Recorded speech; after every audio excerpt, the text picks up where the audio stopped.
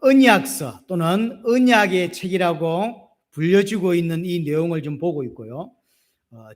지지난주에 첫 번째 챕터 예배에 관한 부분을 봤습니다. 오늘부터 몇 가지를 살펴볼 것은 사회적인 책임에 대한 부분입니다. 이거는 이제 이스라엘 백성이 강야를 지나 가나안에 갔을 때 이스라엘 민족만 있는 것이 아니라 이스라엘 민족과 함께 많은 이방 족속이 함께 삽니다.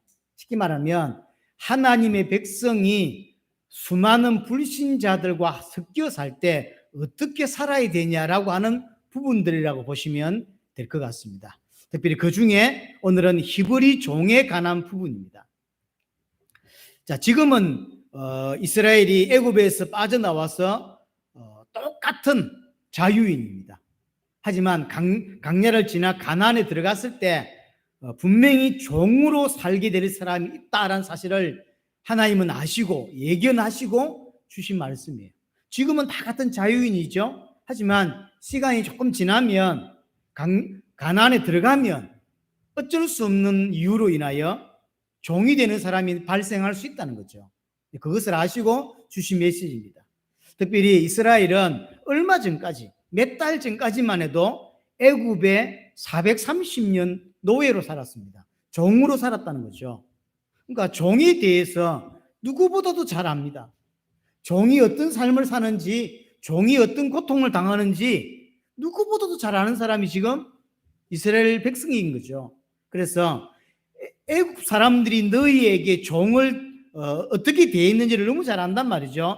너희는 그렇게 대하면 안 된다는 거예요. 지금 종에 대한 이야기를 하는데 종이 어떤 삶을 살았는지는 누구보다 잘 압니다, 사람들이. 그렇죠? 그러니까 그렇게 종을 대하면 안 된다라고 하는 게 핵심 이야기예요, 사실. 그래서 왜 이야기를 하냐면 지금 종에서 빠져나온 지가 얼마 안 됐거든요. 그래서 종의 마음을 누구보다도 잘 아는 너희는 종을 그렇게 대하면 안 돼 라고 하는 게 오늘 핵심 내용입니다. 더더구나 옛날에는 애굽이라고 하는 그 나라의 통치를 받았기 때문에 그런 종이었죠. 지금은 이제는 앞으로는 같은 민족 중에서 종이 된다고요. 똑같은 자유인이지만 이제는 같은 민족들 중에서 종이 되는 사람이 생기고 주인이 되는 사람이 생긴단 말이에요. 그러니 애굽에서 대우받았듯이 그렇게 종을 대우하면 안 된다. 애굽 사람이 종을 대우하듯이 그렇게 대우하면 안 된다는 거예요. 그래서 오늘 내용의 핵심은 같은 동족들 중에서 종이 된 사람을 어떻게 대우해야 되느냐라고 하는 부분이라고 보시면 되는 거죠. 이렇게 질문할 수 있습니다. 아예 하나님이 처음부터 노예 제도를 아예 없애버리면 되지 않습니까? 노예 제도를 없애버리면 될 것을 지금 이런 내용을 주었다는 이야기는 하나님이 지금 노예 제도를 인정한다는 거잖아요. 인정했기 때문에 종에게는 이렇게 대라라고 하는 거거든요. 그렇게 하지 말고 아예 노예 제도를 없애버리면 되지. 왜 이렇게 하시냐? 이렇게 질문할 수 있어요. 하나님은 항상 역사하실 때, 항상 일하실 때, 그 당시 그 사회가 가진 일반적인 상식을 가지고 하나님의 뜻을 계시해 주세요. 그걸 놓지 마셔야 돼요. 당시 사람들의 눈높이에서 진리를 설명한다니까요. 당시 상황 속에서. 왜 그렇게 할까요? 그래야만 이해할 수 있기 때문이에요. 창세기로 돌아가 보세요. 창세기에서 하나님이 창조를 하시는 이게 신화 같은 내용으로 기록되어 있죠. 신화는 아니지만 신화같이. 왜 그럴까요? 그게 창조를 이해하는 당시 사람들의 생각이 그런 거예요. 신화처럼 이해한다고. 마치 우리나라로 따지면 당군 이야기가 있듯이 그래서 마늘 묻고 사람이 됐다네 이런 식으로. 당시 사람들이 생각 기준 방식을 가지고 진리를 설명하는 거예요. 하지만 그걸 없애버리고 진짜 진리를 설명하면 알아들을까요? 못 알아들어요. 고려시대에 휴대폰을 들고 가가지고 야 앞으로 이런 게 생겨서 설명하면 뭐라 할까요? 못 알아듣습니다. 아브라함 시대에 휴대폰을 갖다 주면서 아브라함이 휴대폰을 설명했다 생각해 보세요. 돌에 맞아 죽었거나 왕따를 당했겠죠. 그러니까 그러면 하나님이 전달하고자 하는 게 전달이 안 되는 거죠. 그래서 당시의 문화를 인정해주고 당시의 상황 속에서 그들이 알아들을 수 있는 방식으로 설명을 한다고. 그래서 노예 제도를 없애버리는 게 아니라 잘못된 제도지만 그걸 두고 그 속에서 진리를 설명해 주는 게 하나님의 뜻이에요. 오늘 내용이 나오는 여자 노예 가는 것도 마찬가지입니다. 남자 노예가 있고 여자 노예가 있는데 남자는 6년까지 종으로 있다가 7년 되면 자유합니다. 하지만 여자는 자유하지 않죠. 그러니까 차별이 있는 거예요. 하나님은 원래 차별이 없는 분이십니다. 그런데 세상에는 차별이 있잖아요. 근데 하나님 여기서 막 야 차별하면 안 돼 이러면 안 먹혀요. 이게 이해를 못 시켜. 그러니까 그는 그걸 두고 그 안에서 진리를 설명해 나가는 거예요. 예수님 당시만 해도 여자는 숫자에 안 들었잖아요. 그러니까 지금 왜 하나님은 노예 제도 자체를 왜 없애버리지 않지? 라고 하는 건 우리 생각인 거고 당시로 가면 그걸 없애가지고는 설명이 안 돼요. 그래서 항상 그 시대, 그 당대의 생각과 문화를 바탕으로 하나님 진리를 설명하는 거예요. 또 하나, 오늘 우리 출애굽기 21장 1절 11절이 참 아이러니하게도 19세기 미국 사회, 특별히 미국 교회 사회에서 가장 많이 인용되었던 구절 중에 한 구절이에요. 왜요? 흑인 노예 제도를 찬성하는 사람들. 특별히 불신자들은 잘 모르겠지만 신자들 중에서 남쪽이겠죠.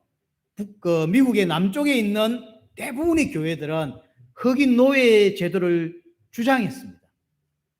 성경을 근거로 해서 봐라 하나님도 노예 제도를 인정하지 않았냐.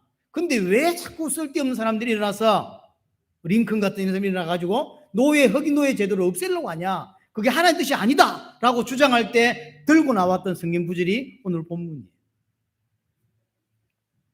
지금 그들이 과연 진짜로 하나님을 믿고 하나님의 말씀을 진짜 믿기 때문에 그렇게 주장했을까요? 아니에요. 이게 인간의 죄성이거든요. 노예가 있어야 될 것 같아요. 노예가 있어야 돈을 번다고. 근데 그걸 옹호하기 위해서 성경을 탁 들고 나오는 거예요. 진리이기 때문에 들고 나오는 게 아닙니다. 그래서 자신의 유익을 위해서 하나님의 말씀을 자기 입맛대로 해석하는 거예요. 이거는 노예 제도를 인정하려고 하는 게 아니잖아요. 그렇게 설명하지 않으면 그 당시 사람들은 이해할 수 없기 때문에 그 노예 제도 속에서 진리를 설명해 나가는 것이지 노예 제도 자체를 하나님이 인정하는 게 아니거든요. 사람은 그만큼 악해요. 기독교인도 악합니다. 그러니까 하나님의 말씀을 정확하게 알고 복음을 정확하게 알지 못하면 하나님을 이용하고 성경 말씀을 이용해서 자기 유익을 위해서 성경을 입맛대로 해석하고 바꾼단 말이에요.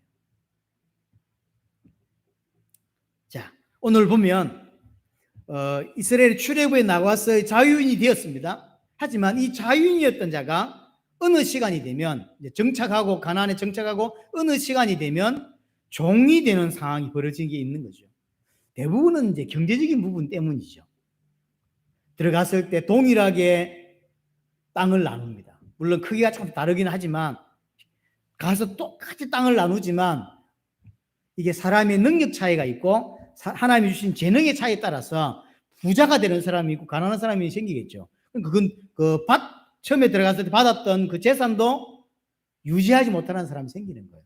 예를 들어 밭을 받았는데 이게 몇십 년 지나면서 밭을 다 양도하는 먹고 살아야 되니까 팔아버리는 거죠. 그러니까 부자들은 더더욱 농가밭을 더 많이 사고 가난한 사람은 더 팔아서 살아야 되니 이제 그런 일이 벌어지는 거죠. 그래서 종으로 가는 케이스가 생기는 거죠. 동일하게 이제 가난하니까. 자, 그렇게 됐을 때 같은 자유인이었어요. 같이 우리 빠져나왔고 같이 이제 살았는데 어느 순간 나는 주인이고 나는 상전이고 저 사람은 우리 집에서 일하는 종이 됐단 말이에요. 이럴 때 어떻게 대우해야 되냐는 거예요. 임해야 것이죠. 근데 오늘 집에 가서 다시 한번 읽어보세요. 그리고 읽어보면서 제가 이번 주 계속 읽어보면서 이 내용이 굉장히 인도주의적이에요. 제가 볼 때는 파격적입니다. 왜냐하면 당시 주변 나라하고 비교하면 굉장한 차이가 납니다.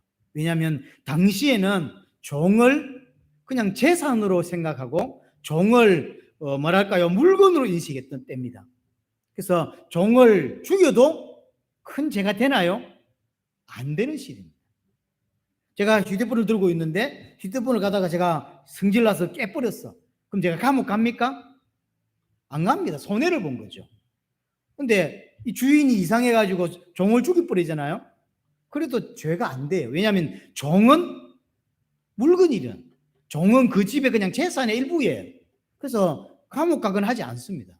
그런 시대에 오늘 내용들을 보면 굉장해요.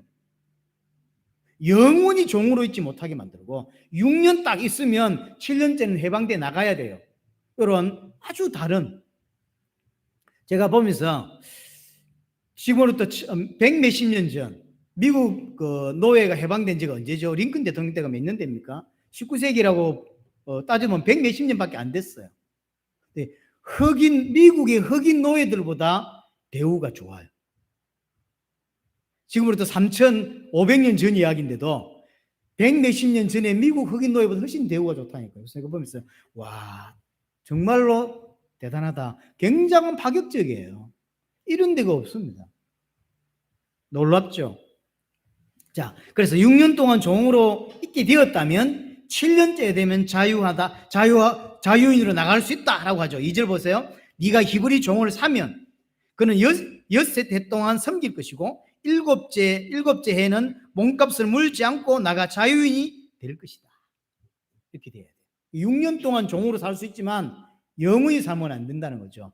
7년부터 나가는 것, 자유인이 될 수 있는 것입니다. 단 조건이 있습니다. 조건이 3절에 보면 만일 그가 단신으로 왔으면 단신으로 나갈 것이요. 그러니까 원래 왔던 모습대로 그대로 가야 된다는 거죠. 결혼하지 않고 총각으로 왔으면 혼자 가는 겁니다. 하지만 결혼을 해가지고 둘이 같이 들어왔으면 나갈 때도 둘이 같이 나가야 돼요. 자, 그러면 4절에 만일 상전이 그에게 아내를 주어 그의 아내가 아들이나 딸을 낳았으면 그의 아내와 그의 자식들은 상전에게 속할 것이요 그런 단시로 나갈 것이로 돼. 근데 총각으로 와 있다가 상전이 결혼할 수 있도록 도와준 거예요. 그래서 아내도 소개해주고 그래서 결혼을 해서 자식을 낳았네. 이럴 때는 어떻게 하라고요? 원래 단신으로 들어왔기 때문에 혼자 나가야 돼요. 아내, 그 다음 처자식은 못 갑니다. 이게 이제 조건이죠. 혼자만 나가야 됩니다. 물론 영원히 계속 종으로 남을 수도 있습니다. 5절 6절 보세요. 만일 종이 분명히 말하기를 내가 상전과 내 처자를 사랑하니 나가서 자유인이 되지 않겠노라 하면 나는 이제 이 집에 있어 보니까 상전이 너무 좋고 내 혼자 나가 사는 것보다 당신 밑에서 영원히 종으로 살겠습니다. 그리고 또 이 집에는 처자식이 있지 않습니까? 그러니 나는 자유인이 안 되겠습니다. 난 종으로 살겠습니다. 라고 이렇게 이야기한다면 그냥 하면 안 돼요. 6절에 상전이 그를 데리고 재판장으로 갈 것이요. 이제 정인을 세워서 재판을 하는 거죠. 그래서 그를 문이나 문술주 앞에 데리고 가서 그곳에다가 송곳으로 그의 길을 뚫을 것이라. 길을 뚫는 행위를 하는 거죠. 그래서 여러분들이 여자분들이 귀걸이 많이 하는데 이게 길 뚫는 건 종이다라고 하는 의미예요, 원래가. 길을 뚫는 겁니다. 근데 왜 길을 굳이 왜 여러 가지 표식이 있었을 건데 왜 길을 뚫었냐? 성경에 안 나와요. 길을 뚫는다고 하는 건 길을 뚫었다고 하는 건 당신의 종이다라고 하는 표식인 거죠. 그것도 그냥 둘이서 그냥 우리끼리 하자 이래고 안 돼요. 재판장한테 와서 이제 확인을 하고 정인을 세워서 이렇게 한다는 거죠. 이렇게 해야 됩니다. 아마 어쨌든 이게 길 뚫는 것은 표식인 것 같습니다. 근데 이제 재판장, 제 성경에는 재판장에게 거기에 각주가 붙었습니다. 각주에 보세요 한번. 뭐라고 되어 있습니까? 하나님이라고 되어 있죠. 근데 원래 단어가 엘로힘이에요. 근데 번역하기를 재판장. 근데 그래서 이제 학자들 간에 하나님 앞에 간 거냐, 재판장에 간 거냐. 그래서 하나님으로 번역하는 게 옳으냐, 재판장으로 번역하는 게 옳으냐 이렇게 말이 많이 논란이 돼요. 이제 하나님 보이지도 않는데 하나님 앞에 어떻게 합니까? 재판장이 맞아요. 하지만 왜 재판장인데 엘로힘이라고 기록했냐고요. 이게 애매한 부분이 있는 거죠. 자, 1절부터 6절까지는 남종에 관한, 남자 종에 관한 이야기고 7절부터 11절은 여자 종에 관한 규정입니다. 우리가 좀 1절부터 봤듯이 남자 종은 7년째가 되면 자유합니다.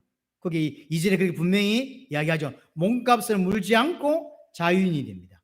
하지만 여종은 다릅니다. 7절 보세요. 7절 사람이 자기의 딸을 여종으로 팔았으면 그는 남종같이 나오지 못할 것이요. 여자는 달라요. 왜 그렇게 달랐는지 모르지만 여자는 분명히 다릅니다. 재밌는 건 뭐냐면 여자가 종이 되는 케이스가 오늘 나왔는데 딸을 종으로 팔았을 케이스가 이런 거예요. 그러니까 남자들처럼 그 집에 일꾼으로 보내는 케이스가 없어요.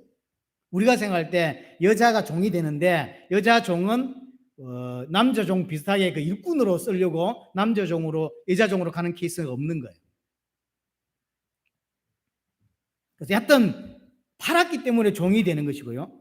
근데 8절부터 11절 이야기는 아무리 종이라고 할지라도 여자 종이라고 할지라도 상전이 자기 마음대로 할 수 없다라고 하는 이야기가 8절부터 11절까지 이야기예요. 우리가 생각할 때는 주인이잖아요. 그리고 물건 취급하는 당시잖아요. 종은 물건 취급했다고. 재산의 그냥 일부에 불과했어요. 그럼에도 불구하고 여자 종을 함부로 대하거나 남자 종을 함부로 대할 수 없어요. 처음부터 애굽 사람들이 너희에게 대했듯이 그렇게 종을 대하면 안 된다라고 하는 게 오늘 핵심이거든요. 이제 8절 보세요. 만일 상전이 그를 기뻐하지 아니하여 상관하지 아니하면, 이게 여자 종을 사온 거죠. 종이 우리 집에 종으로 온 거예요. 이제 왔는데 기뻐하지 않고 상관하지 아니한다 그런 거죠. 어떤 의미로 이 여자를 종으로 데려왔냐면 아내로 데려온 케이스입니다. 아니면 첩이겠죠. 그러니까 그냥 단순히 일꾼이 아닙니다. 허드렛 일을 시키려고, 주인 허드렛 일 시키려고 데려온 일꾼이 아니라 아내로 데려왔거나 첩으로 데려온 거예요. 그런데 이 시간이 지나서 마음이 바뀐 거죠. 이 여자가 별로 같이 살기 싫어, 기뻐하지 않고 상관하지 않는다, 이런 부부로서의 인연을 끊고 싶다는 거예요. 상관이란 말은 성관계를 의미하는 그런 부부를 말하는 거거든요.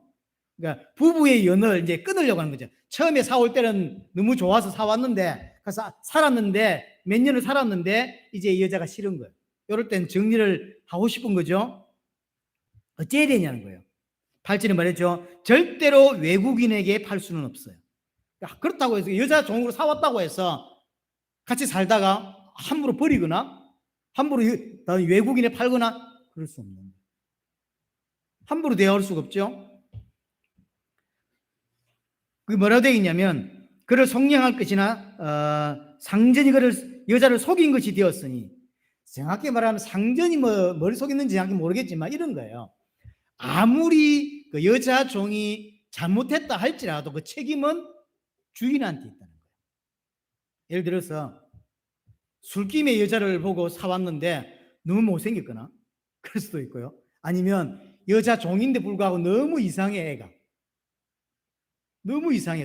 자기가 속은 거예요. 정확히 말하면 부모한테 속았어. 너무 일 잘하고 똑똑하고 이런 애가 자기 딸이 있는데 사가라 그래서 가난하니까 애를 판 거죠. 근데 같이 살아보니까 일도 안 하고 잔소리만 하고, 예를 들어서 이제 같이 살기 싫은 거예요. 그래도 책임은 누구한테 있다? 상전한테 있다. 잘못을 여자가 했다 할지라도, 여자 종이 했다 할지라도 모든 책임은 주인이 지는 거죠. 지금 보면서 3,500년 전인데 노예에 대한 어떤 이 법률이 굉장히 그래서 모든 책임을 주인이 져야 돼요. 그래서 말하자면 8절에 말했죠. 반드시 속량해야 된다. 같이 살기 싫어, 이럴 때 이제 가족들에게 다시 돌려보내는 거죠. 돌려보내는데 그냥 돌려보낼 수 없습니다. 속량을 해야 돼요. 이 여자에 대한 값을 주인이 내가 돈을 주고 이 여자를 다시 자기 집으로 돌려보내주는 거죠. 이렇게 해야 돼요. 이 중요한 거예요. 몸값을 대신 치러주는 거죠. 그런데 이제 9절에 다른 일이 벌어진 거죠. 만일 그를 자기 아들에게 주기로 하였으면 그를 딸같이 대우할 것이요.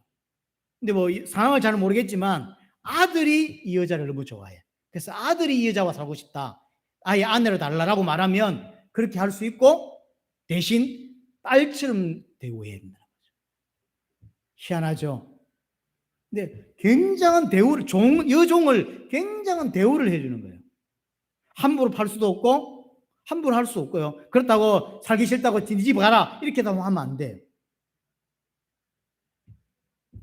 이제 만약에 아들이 이 여자와 결혼해 살고 싶다고 한다면 딸로 삼아야 돼.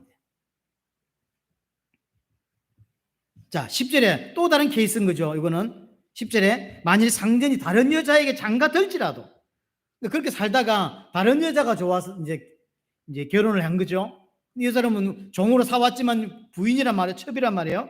이럴지라도 그 여자에게 음식과 의복과 동침하는 것을 끊지 말 것이며 집으로 돌려보낼 생각이면 속량을 해서 돈을 그 아버지에게 부모에게 주어서 속량을 해서 돌려보내고 그렇게 하지 않을 것 같다면 아내로서의 대우를 하라는 거예요. 새 장가를 갔다 할지라도 다른 여자를 만나서 새 장가를 갔다 할지라도 반드시 아내의 대우를 해라는 거예요. 그래서 먹는 것에 걱정하지 않도록 반드시 음식을 줘야 되고 살아야 되잖아요. 그러니까 그 다음에 의복을 줘야 되고 그 다음에 여자로서 아내로서 동침하라고 하죠. 이 부분은 아마 이제 만약 임신을 하고 이 여자가 난 집에 가기 싫어 나는 종으로 살아도 당신 집에 살겠어 라고 하면 못하는 거예요. 못 보내는 거죠. 근데 아마 이런 케이스는 임신을 원하는 것 같아요. 정확히는 알 수 없지만 그래서 이 세 가지는 반드시 이 주인이 해줘야 돼요. 자, 11절에 그가 이 세 가지를 시행하지 아니하면 여자는 속전을 내지 않고 그저 나가게 할 것이니라. 만약 그렇게 하기 싫으면 가는 거예요. 자기 집으로 돌아가는 거죠. 뭐 자세한 설명은 나와 있지 않지만 제가 보면서 그냥 친구도 아니고 또 그냥 같은 상전인 옆집에 어떤 여자의 이야기도 아니고 종이란 말이에요. 노예란 말이에요. 노예인데 이 정도의 인권을 보호해 준다는 것은 제가 볼 때 상당하다 싶어요. 지금도 이 정도 안 해주는 것 같아요. 지금도 회사 다니고 같은 회사인데도 회장이 얼마나 사람 함부로 하는 사람들이 많습니까? 사장이 얼마나 함부로 하고 욕하고 그런 사람 얼마나 많습니까? 근데 종한테 이렇게 대우하라는 거예요. 대단하죠. 자, 중요한 건 이건 3,500년 전 이야기입니다. 히브리 종을 어떻게 다루어야 되냐, 우리 집에 오게 된 종을 어떻게 대우해야 되냐라고 하는 이야기인데 우리는 지금 종이 있는 시대가 아니잖아요. 여러분 집에 종이 있습니까? 이게 우리하고 뭔 상관이냐고. 중요한 건 이걸 통해서도 하나님 우리에게 주시는 메시지가 있다는 거예요. 그걸 찾으려고 이 본문을 읽는 거예요. 크게는 세 가지 정도로 이야기를 하고자 합니다. 첫 번째입니다. 종인데 히브리인이란 말이에요. 이 사람을 어떻게 대우해야 되느냐? 애굽 사람처럼 대우면 안 된다라고 하는 게 핵심인데 왜 이렇게 하냐는 거죠. 어떤 상황에서 가장 낮은 계층이라고 할 수 있는 종이 되었어요. 종이 되었다 할지라도 가장 천박한 신분이 되었다 할지라도 이 사람은 히브리인이다. 그래서 히브리인 대우를 하라는 거예요. 이게 어떤 의미일까요? 나와 똑같은 하나님의 백성이라는 사실을 잊지 말라는 거예요. 이 사람이 내 집에 좀 종으로 와 있지만 영원히 내 집에 종이 되는 게 아닙니다. 하나님이 그걸 허용하지 않으세요. 영원히 종이 되는 게 아니기 때문에 어떤 상황 때문에, 경제적인 원인이 제일 많겠죠. 어떤 상황 때문에 내 집에 왔을 뿐이고 가장 비천한, 가장 낮은 계급이라고 할 수 있는, 계층이라고 할 수 있는 종이 되었다 할지라도 히브리인은 히브리인이다. 적용해 보면 여러분들이 회사에서 이렇게 막 일하고 사는데 너무너무 형편이 어려워서 진짜로 어려운 당하고 사는 기독교인이 있어. 그렇다 할지라도 그 기독교인은 기독교인이란 말이에요. 기독교인 대우를 하라는 거예요. 하나님 백성다운 대우를 하주라는 거예요. 왜냐? 영원히 그렇게 살 게 아니니까. 그 사람도 하늘의 소망을 두고 살아가는 사람이고, 이 땅에서 하나님의 계획이 있게 이 땅에 태어났고 또 하나님의 어떤 계획 때문에 지금 어려운 상황에 있을 뿐이지, 네 밑에 영원히 종으로 있을 사람이 아니란 말이에요. 그래서 하나님 백성다운 대우를 해라. 지금 네가 상전이라고 함부로 대우면 안 된다라고 하는 거죠. 나와 동일한 제사장 나라고, 나와 동일한 거룩한 백성이고, 나와 동일한 지체란 말이에요. 어떤 상황 때문에 우리 집에 왔을 뿐이에요. 근데 내가 주인이다 이렇게 생각하면 안 된다는 거죠. 주인은 맞지만 히브리인을 히브리인답게 대우해라. 하나님 백성답게 대우해라 라는 이야기를 하고 있는 거죠. 그 사람은 지금 상황이 안 좋아서 내 집에 와 있을 뿐인 것입니다. 나와 동일한 지체고, 나와 동일한 형제고, 나와 동일한 하나님의 백성이란 말이에요. 그걸 절대로 놓치지 마라 라고 하는 게 첫 번째입니다. 자, 두 번째, 세 번째는 이제 히브리 종이 이야기는 결국은 십계명도 그 이야기 드렸고, 우리 이제 언약서 이것도 결국은 하나님과 하나님 백성 간의 관계에 대한 설명이란 말이에요. 대부분은 그렇습니다. 십계명 내용도 그렇고 우리 모든 성경 내용은 거의 하나님이 누구며 하나님과 나와는 어떤 관계냐라고 하는 설명이 사실은 기본적으로 깔려 있습니다. 두 번째, 세 번째도 결국은 이 이야기인데요. 자, 히브리 남자 종은 7년째가 되면 무조건 자유인이 된다고 2절에 이야기를 했습니다. 물론 5절, 6절에 보면 영원히 종으로 남을 수도 있습니다. 자, 그러면 뭘 하나 질문하고 싶으냐면,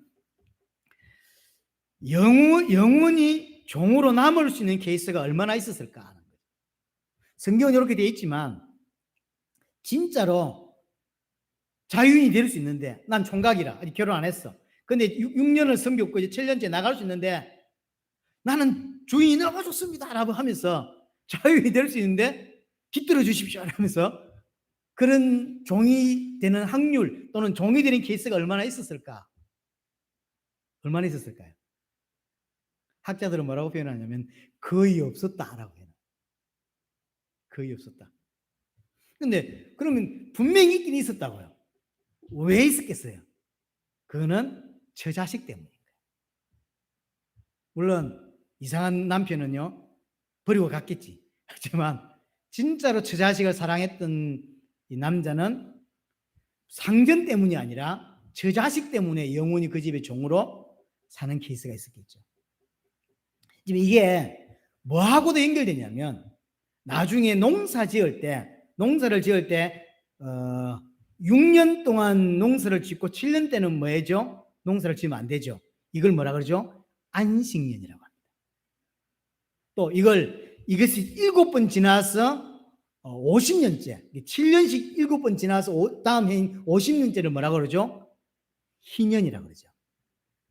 이것도 동일한 케이스예요. 종이 6년 섬기고 7년째 해방되는 거, 그 다음에 농사를 짓는데 6년 동안 농사를 짓고 7년째는 농사를 짓지 않고 묵혀야 돼요. 왜냐하면 땅을 보존하기 위한 거예요. 그런데 여러분, 땅이 이게 20평밖에 안 돼. 여기 내 재산 다야. 근데 이걸 1년 동안 농사를 안 지으면 난 뭐 먹고 살죠? 그래서 역사를 보면 그렇게 농사를 짓지 않고 이 땅을 7등분으로 나누어요. 7등분 나누어서 이게 7분의 1씩만 매년 쉬게 하는 거예요. 그걸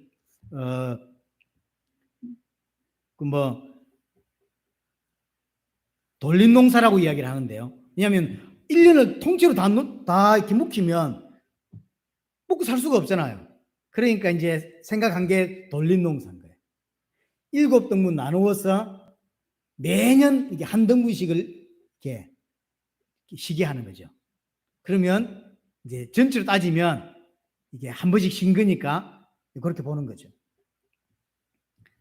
그리고 50년째 희년은 그 정도가 아닙니다. 모든 것을 원위치시키는 거예요. 자, 노예는 완전히 해방되고요. 빚이 있어요. 빚이 있으면 완전히 탕감을 받고, 땅을 팔았잖아. 아까 말했듯이 너무 가난해서 땅을 팔았다고. 근데 그 땅도 원위치 다 시키는 거예요. 이게 하나님이 이스라엘 백성을 요즘 말하면 복지 같은 거죠. 분명히 사람은 능력의 차이가 있고 재능의 차이가 있고 이게 다 차이가 있단 말이에요. 가나안 정복에서 모든 레위 빼놓고 모든 지파에다 땅을 다 나눠줬습니다.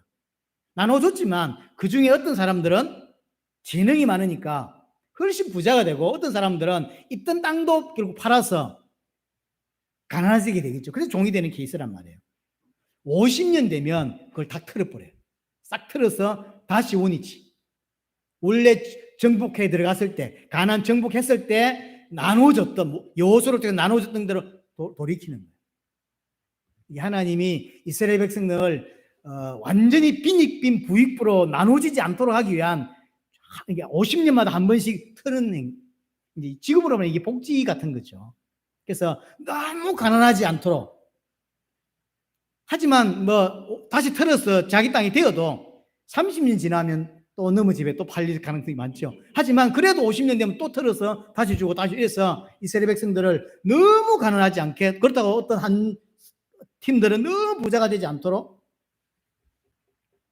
다른 걸로 부자가 될 수 있지만 땅을 가지고 그렇게 하지 않도록 하나님이 이제 이렇게 하는 거죠. 그래서 가난한 사람 입장에서는 굉장히 좋은 거죠. 예를 들어서 10년만 참으면 50년, 희년 온다 이러면 그럼 주인 입장에서도 돈 빌려달라 할 때 빌려주겠어요? 안 빌려주는 거죠. 몇 년 후면 다 트는데 이게 전부 연결돼요.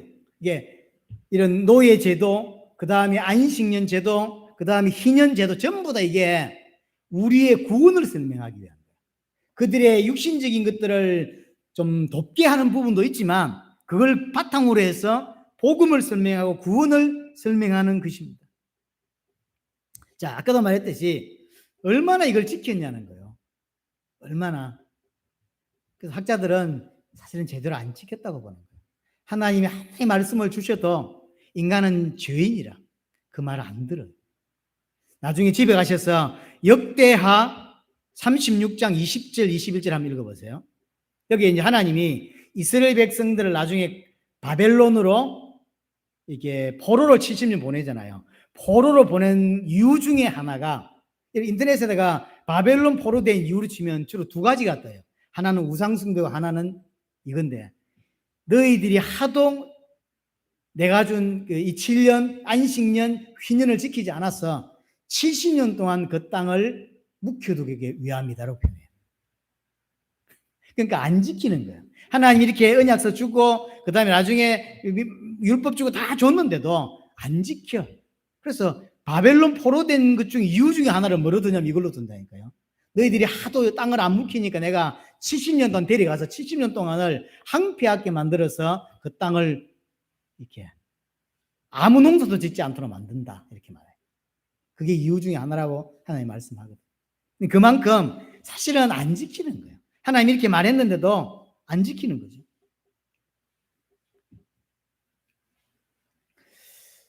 또 영원히 종으로 살겠습니다. 영원히 당신을 주인으로 섬기고 종으로 살겠습니다라고 하는 이 케이스가 어떤 경우에만 나오냐면 6년 동안 주인을 섬겨보니까 내 혼자 사는 것보다 주인 섬기고 사는 게 훨씬 더 행복하겠다라고 하는 답이 나왔을 때, 진짜 주인이 좋을 때, 진짜 주인이 좋았을 때, 주인이 베풀어준 은혜, 주인이 베풀어준 사랑, 나를 마치 아들처럼 챙겨줘, 가족처럼 해줘, 이럴 케이스만 주인으로 섬길 수 있는 거죠. 그리고 나는 종으로 살 수 있는 거죠. 이런 케이스가 사실은 많지 않다는 거죠. 자, 그래서 오늘 메시지에서 두 번째 우리가 붙잡을 게 뭐냐면, 첫 번째는 아무리 계층이 낮은 계층이 되었고 지금은 어려운 상황이 있다 할지라도 히브리인답게, 기독교인답게 대우해라 라고 하는 게 첫 번째고, 두 번째는 뭐냐면 이 이야기가 예수 그리스도의 이야기인 거예요. 현실에서는 잘 없는, 하나님의 말씀을 주셨는데 현실에서는 일어나지 않는 이 이야기, 예수 그리스도의 이야기예요. 예수님은 원래 종이 아닙니다. 하나님이시죠. 빌보서 2장 6절에 말한 대로 그는 근본 하나님의 본체시나 자기를 비워 종의 형체를 가진 사람이 되셨다 그러죠. 예수님은 종이 아니에요. 원래 하나님이에요. 하지만 왜 종이 되셨냐? 하나님께 복종하여 죽기 위해서 종이 되신 거예요. 종이 될 이유가 전혀 없죠. 예수님이 이 땅에 오셔서 종이 되어 죽지 아니하면 인간이 가진 그 문제 해결이 안 되는 거예요. 돈을 많이 벌어도 인간에게 오는 그 불행과 고통이 사라지지 않고, 좋은 결혼을 하고 자식을 낳아도 해결되지 않는 그 흑암과 혼돈과 공허의 문제가 해결이 안 된단 말이에요. 나는 왜 다른 사람처럼 그렇게 결혼하고 자식 놓고 잘 사는데 왜 행복하지 않냐라고 할 때 모르겠는 거죠. 왜 그렇습니까? 흑암 가운데 있기 때문이에요. 거기서 빠져나와야 되는데 빠져나올 길이 없다고. 우리를 거기서 건져내시기 위해서, 흑암 가운데서, 어두움 가운데서, 공허 가운데서 우리를 건져내시기 위해서 종의 형체로 오셨고, 종으로 오셔서 죽고 우리를 거기서 건져내시는 것입니다. 지금도 그 주님은 영원히 부활체로 있고 사신다는 사실. 우리가 생각할 때 예수님의 부활체는 시 공간을 초월하잖아요. 그러니까 와, 대단하다, 영광스럽게 보이죠. 그러나 하나님 입장에서 부활체는 영광스러울까요? 아니죠. 영원히 육신을 입고 있는 거거든요. 부활체도 육신입니다. 정확히 따지면 영이신 하나님이 영원이라는 시간 동안 육체를 입고 사셔야 돼요. 왜 그런 고통을 당하시냐고, 왜 그런 수고를 하시냐고. 우리를 구원하자고. 우리를 사단으로부터, 죄에서부터, 흑암으로부터, 공으로부터 우리를 건져내시기 위해서, 구원하게 하시기 위해서 그렇게 하신 거예요. 그래서 오늘 5절 6절에 말한 대로 오늘 영원히 종이 되겠습니다 라고 하죠. 왜 종이 되죠? 내 상정과 내 아이와 내 아내와 자녀 때문에, 너무 사랑하기 때문에 그렇다라고 대답을 했죠. 예수님이 상전이라고 볼 수 있는 성부 하나님을 너무 사랑하기 때문에 성부 하나님이 이 백성들을 구원하시기로 작정하신 거예요. 근데 아들인 예수 그리스도가 그걸 가만 보고 있을 수가 없는 거예요. 왜? 아버지를 너무 사랑하니까. 그래서 종으로 오시는 거예요. 너무 사랑해. 또 하나님이 구원주 작정한 이 사람 또한 예수님이 너무 사랑해. 가만히 계실 수가 없는 거죠. 상전이 아내로 준 이 사람은 누굴까요? 그게 교회입니다. 그게 여러분이에요. 그게 성도예요.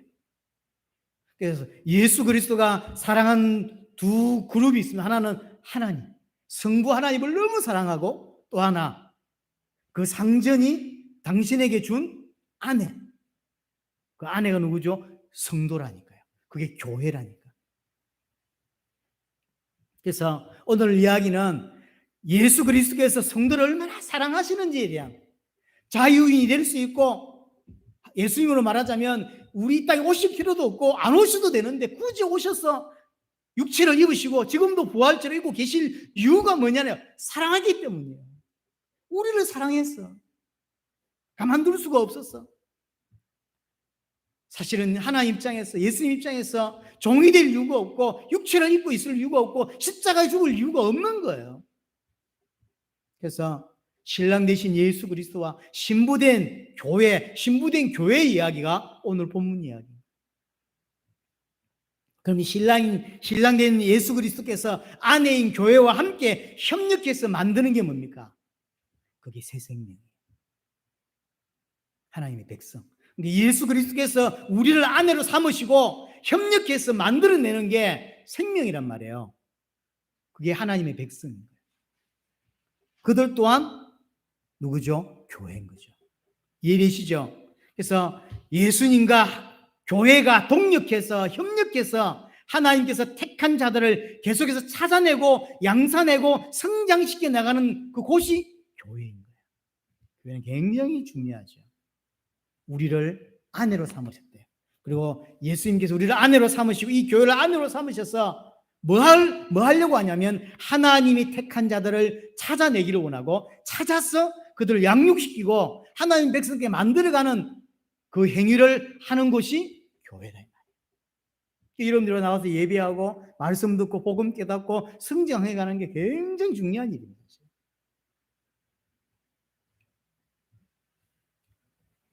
창세전에 택한 우리를 구원하시기 위해서 아버지의 영원한 종이 되겠습니다 라고 하는 게 예수님의 고백입니다.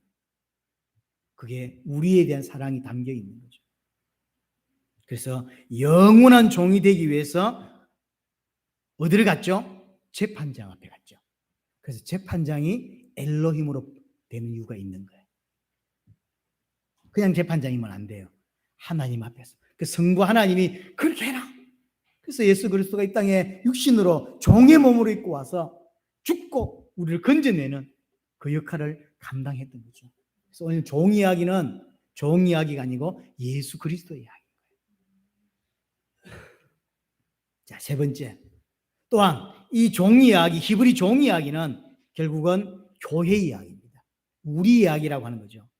자유인이 될 수 있는데 상징을 떠나서 이제 내 마음대로 살 수 있는데 종이 되겠습니다라고 했죠. 왜 그랬을까요? 이 사람은 왜 자유인으로 안 가고 종으로 남았을까요? 6년 동안 상전을 섬기면서 주인을 섬기면서 살아보니까 상전이 얼마나 위대한 분인지 상전이 얼마나 좋은 분인지를 알게 된 거예요. 그래서 나를 위해 아내도 준비해주고 가정을 이루게 해주고 나를 친아들로 만들어주고 이렇게 대우해주는 거죠. 그래서 상전이 내게 베푼 은혜와 사랑을 깨닫고 나니까 나는 당신의 영원한 종으로 살고 싶습니다라는 고백이 나올 수밖에 없는 거죠. 여기 중요한 게 뭐냐면 아버지가 상전이 이야기합니다. 나가서 마음껏 네 마음대로 살고 싶은 살아라 라고 하는데 자유의지를 가지고 자기 마음대로 살 수 있음에도 불구하고 자발적으로 자원해서 아닙니다. 자기 자신이 끌려가는 게 아니면 자기 자발적으로 자원해서 아닙니다. 나는 영원한 당신의 종으로 살겠습니다 라고 하는 거예요. 이 사람은 6년 동안 상전을 섬기면서 상전이 얼마나 좋은 분인지를 깨달았을 때만 할 수 있는 거죠. 그럼 이 이야기가 바로 우리 이야기라는 거죠. 교회 이야기라는 거죠. 6년 동안 하나님에 대해서 충분히 경험하기를 하나님이 원하십니다. 처음에는 뭣도 모르고 교회로 왔고 구원을 받았어요. 하지만 하나님의 교육은 뭐냐면 그 6년의 시간 동안 하나님이 얼마나 좋은 분이고 하나님이 얼마나 우리를 사랑하는 분이고 하나님의 은혜가 얼마나 큰 것인지를 깨닫기를 원하는 거죠. 그렇죠. 하나님이 누군지 하나님이 베푼 은혜와 사랑이 뭔지를 경험을 하니까 종으로 남고 싶습니다. 그렇게 되는 거예요. 하나님은 지금도 우리를 그렇게 인도해 가고 계신 거예요.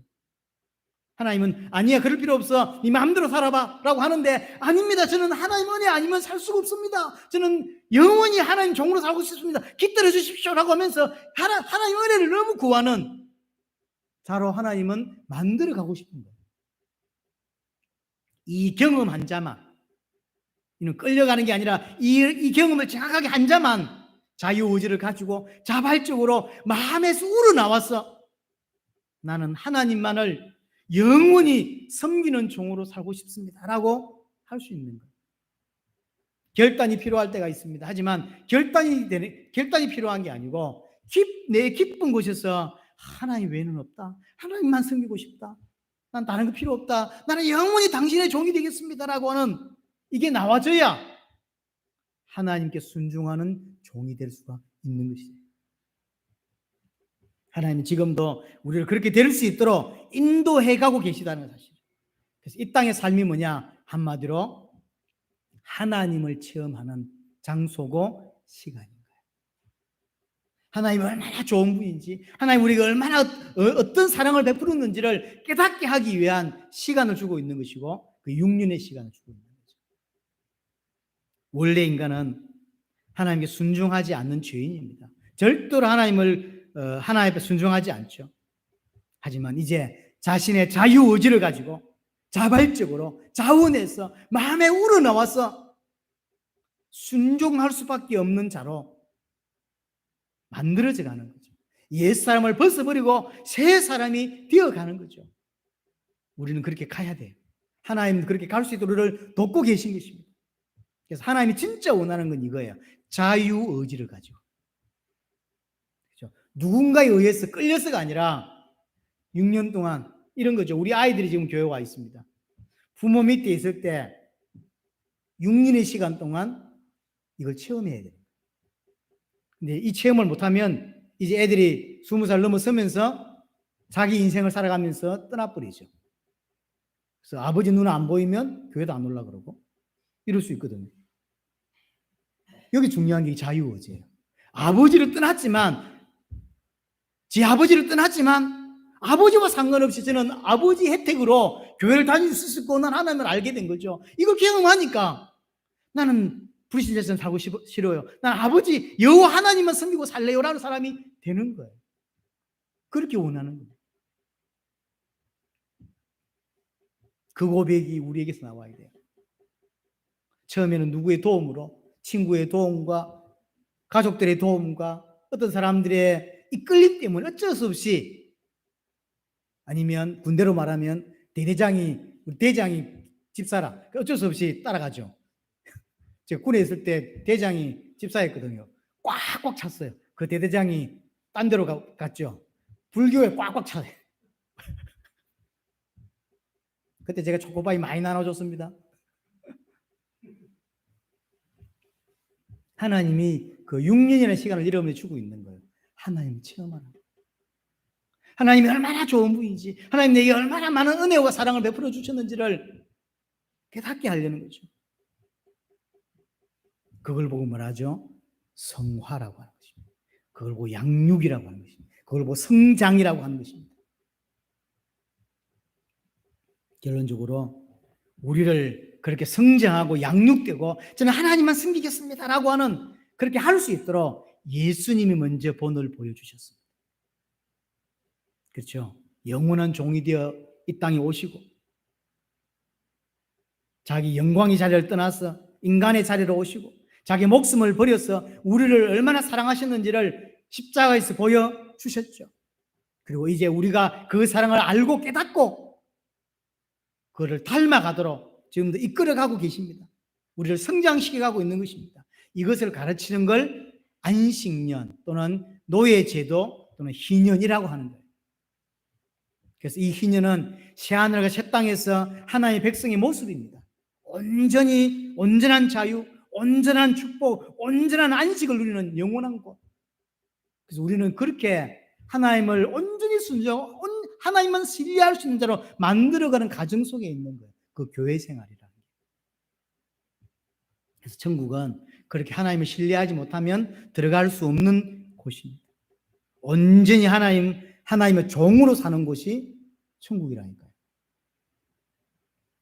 근데 우리에게는 그런 모습이 지금은 많이 없죠. 안식이 있지만 온전하지 않고, 그렇죠. 뜨문뜨문이 있습니다. 뭐 생기면 굉장히 기쁘죠. 기쁨이 생기죠. 근데 시간 지나면 기쁨도 사라지죠. 예, 뜨문뜨문만 생겨요. 하지만 새하늘 새 땅에서는 온전히 회복된 기쁨, 회복된 안식, 이런 것들이 우리에게 오는 거죠. 이 땅에서는 조금만 해요. 월급 좀 벌었을 때 기쁨이 확 오죠. 자식 태어나면 기쁨이 확, 이게 뜨문뜨문 온다니까요. 하지만 새하늘 새 땅에서는 온전한 상태로 하나님 은혜를 알고 온전한 종이 된 상태, 그걸 구원의 상태다라고 하는 거죠. 지금 그 구원이 시작되었고 아직 완성되지 않은 것입니다. 완성으로 가고 있는 것입니다.